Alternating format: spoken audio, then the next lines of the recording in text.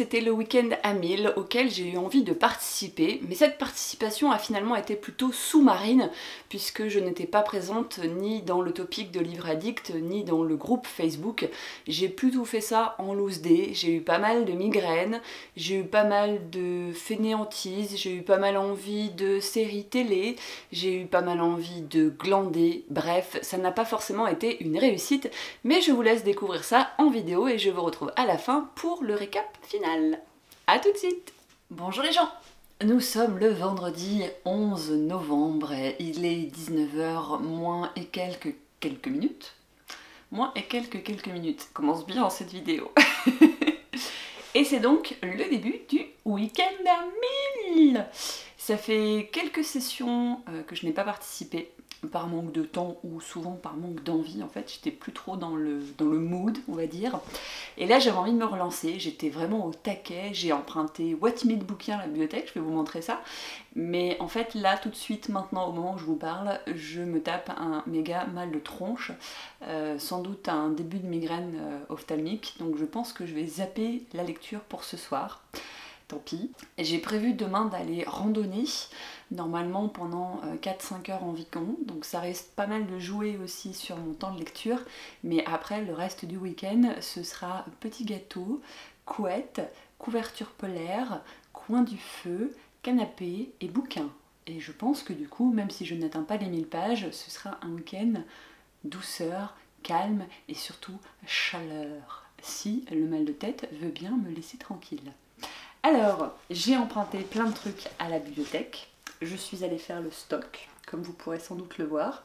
J'ai pris du très gros, de la BD, du petit, et j'ai surtout pris des bouquins qui allaient me permettre de continuer mon challenge si j'étais un livre. J'ai encore 5 ou 6 consignes à respecter, donc là normalement avec tout ça je devrais y parvenir. Me demandez pas combien il y a de pages, j'en ai pas la moindre idée, il y en a largement plus de 1000. Il y a aussi bien du roman classique que du roman jeunesse, que du thriller, que donc de la BD. Voilà, j'ai pris un petit peu de tout pour que ça puisse bien se passer. Ça se trouve, ma vidéo durera 5 minutes et dimanche je vous dirai que j'ai fait un gros bide et que j'ai rien lu du week-end. Mais en tout cas pour l'instant, l'intention est là, maintenant on verra bien ce que ça donne. Et j'ai préparé un truc à manger pour ce week-end qui va juste être... J'ai trouvé une recette sur YouTube de cinnamon roll, mais version vegan. Je les ai cuisinés, ça a gonflé là pendant toute la journée du vendredi. Autant vous dire que demain réchauffé au four avec un peu de sucre glace dessus, ça va être miam miam. Oui, parce que vous vous rappelez, week-end à 1000 égale 1000 pages, mais aussi 1000 calories. Hein. C'est pas non plus à la portée de n'importe qui, quoi. Je veux dire, hein? Tout à l'heure.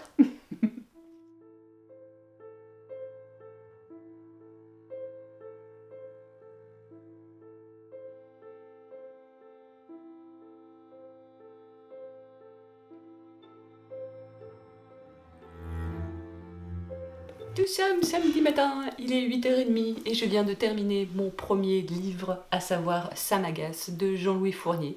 Oui, parce qu'en fait hier quand j'ai fait mon début de vidéo, qui est très flou d'ailleurs, je m'en excuse, j'ai un peu fumé la moquette, je ne peux absolument pas aller marcher aujourd'hui vu que je suis de permanence à la bibliothèque.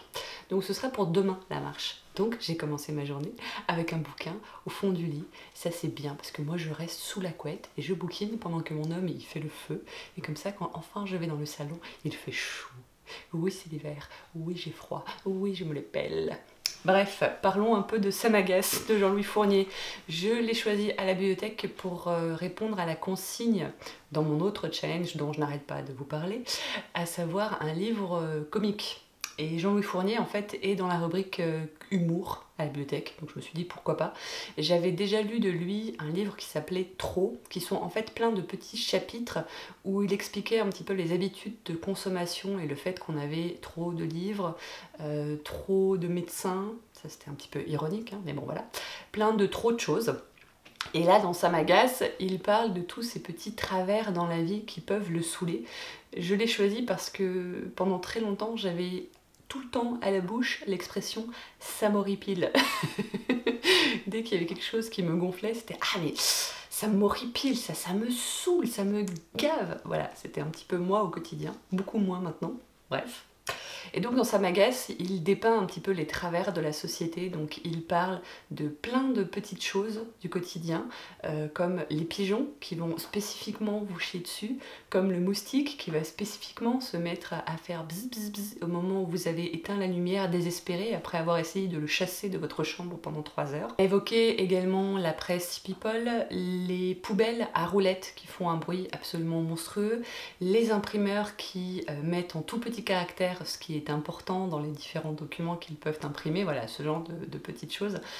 Ça m'a pas fait rire à toutes les pages, ça m'a fait sourire parfois, mais c'est vrai que c'est plutôt drôle, surtout quand on fait le lien en fait avec nos propres habitudes et ce qui nous agace nous au quotidien. La seconde lecture pour le challenge à 1000 sera La Chambre des Morts de Franck Tillier. J'avais envie de relire un Tillier, j'avais adoré Vertige notamment, ainsi que Puzzle, et ben, j'en voulais un autre et c'était le seul qui était dispo, donc j'ai choisi celui-là. Donc ce sera un thriller. Je ne connais pas trop l'histoire, j'ai surtout parié pour le coup sur le nom de l'auteur, donc à voir ce que ça va donner. Je ne sais pas si je vous l'ai déjà montré, donc petit tour d'horizon de la bibliothèque avec le charmant clocher de l'église où je suis bénévole. Donc c'est une toute petite bibliothèque, hein, une bibliothèque de village. Donc là vous avez le coin enfant, ici le coin des thrillers et des polars. Et ensuite, ça c'est là où on met toutes les nouveautés. Et ensuite vous avez donc deux grandes rayonnages. Donc le premier rayonnage, et ensuite le second rayonnage qui est ici, avec tous les livres adultes et notre petit coin ordinateur informatique qui nous sert surtout à enregistrer les livres et de temps en temps à faire quelques recherches ou réservations. Et là-haut, vous avez deux tout petits rayons qui ne sortent jamais, qui sont les rayons en fait des classiques. Et si on s'approche de la fenêtre, eh bien vous avez vu sur une des places du village, voilà, vous avez la mairie, la MJC. Et ensuite, si je vous emmène plutôt chez les enfants, tac, tac, tac, tac, tac. Donc là, on a les BD aussi, également. Et puis là, tout le rayon enfant. Donc là, c'est les livres des tout petits. Et ensuite, ici, on a, et c'est très mal rangé, on a tout ce qui est roman enfant. Et là, roman jeunesse. En bas, c'est plutôt les documentaires. Je suis sûre qu'ici, vous reconnaissez ce que c'est. Oh, des Harry Potter. On a aussi des contes, un peu de poésie. Et puis toujours par la fenêtre, vous avez la même place que tout à l'heure. Voilà, c'est ma petite bibliothèque. La vie des mini-héros d'Olivier Talek aux Actes Sud Junior. Ce que j'aime bien quand je suis à la bibliothèque, c'est de venir me mettre dans le coin enfant et de découvrir des tout petits livres. S'il y a une chose dont on est sûr, c'est qu'un mini-héros ne passe pas des heures à choisir comment il va s'habiller le matin.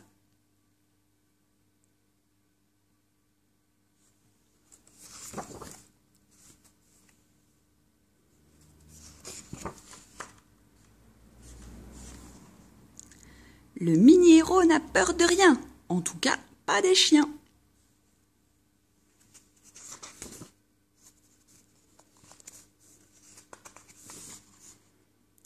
Enfin, des fois, il a peur du noir, mais c'est rare. Alors bien sûr, je ne vais pas vous lire tout le livre parce que ce ne serait pas juste ni pour les éditeurs ni pour l'auteur, mais La vie des mini-héros, c'est un album enfant qui est vraiment très drôle, je viens de le finir à l'instant. Il y a très peu de texte, beaucoup d'images, c'est assez épuré comme style et j'ai trouvé ça super mignon. Je suis contente de l'avoir piqué un peu au pif dans la liste des bouquins et je vous invite à le découvrir si vous en avez envie. Bonjour les gens, nous sommes dimanche matin, je n'ai aucune idée de l'heure qu'il est parce que depuis que je me suis levée, je suis restée sous la couette dans le canapé pour terminer mon livre qui est donc La Chambre des Morts de Tillier, que j'ai bien aimé mais moins apprécié que Puzzle ou Vertige.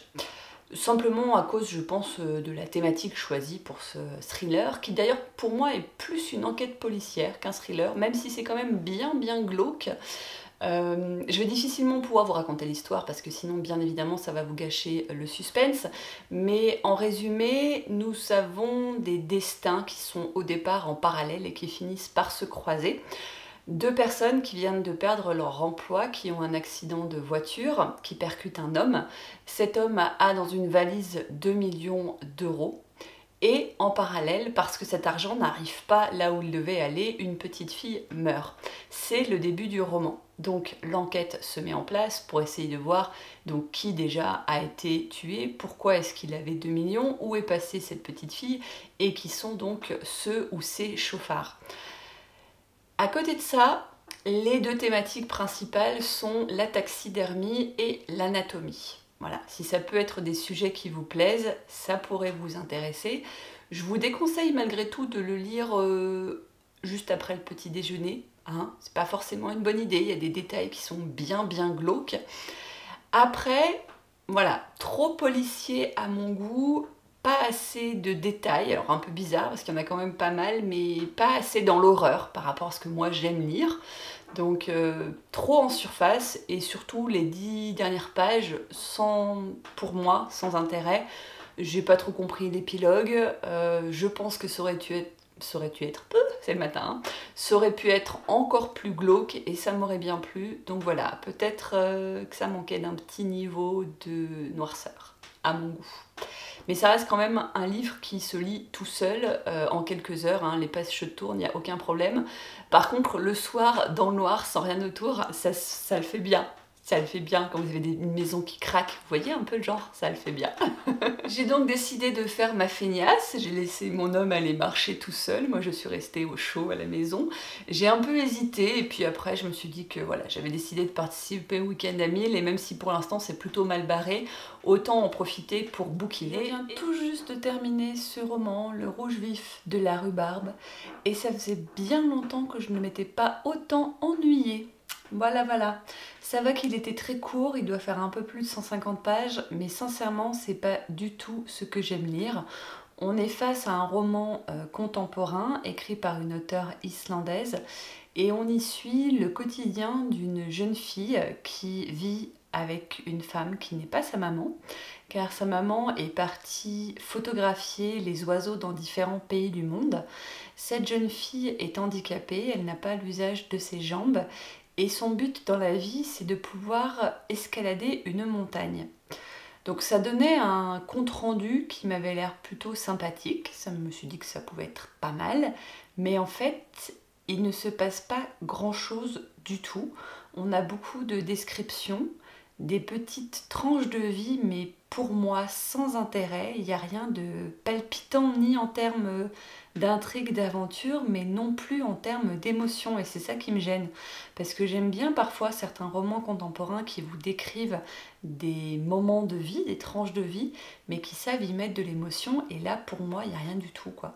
Il y a des scènes en rapport avec la confection de confiture de rhubarbe, des scènes en rapport avec la confection de boudin. Foutu pour foutu, j'ai utilisé ce que j'appelle les jokers des week-ends à 1000, à savoir les albums enfants ou alors les BD, et j'ai enfin pris le temps de découvrir Silex and the City, dont on m'a souvent parlé comme étant une BD humoristique assez sympathique, et c'est vrai que pour le coup la thématique m'a bien plu. Ce qui est surtout intéressant dans Silex and the City, c'est toute, on va dire, l'ironie qui peut être fait autour de situations, puisqu'on est face à des hommes préhistoriques mais qui finalement ont des noms qui sont très actuels, comme .com qui est leur nom de famille, comme web, comme d'autres noms, voilà, qui sont plutôt, on va dire, des techniques numériques, informatiques actuelles. Mais c'est une jolie satire de notre société et il y a beaucoup de petits détails dans les décors, dans les citations, dans les réflexions qui sont faites. On peut forcément faire des liens avec par exemple des personnages politiques actuels ou alors avec même des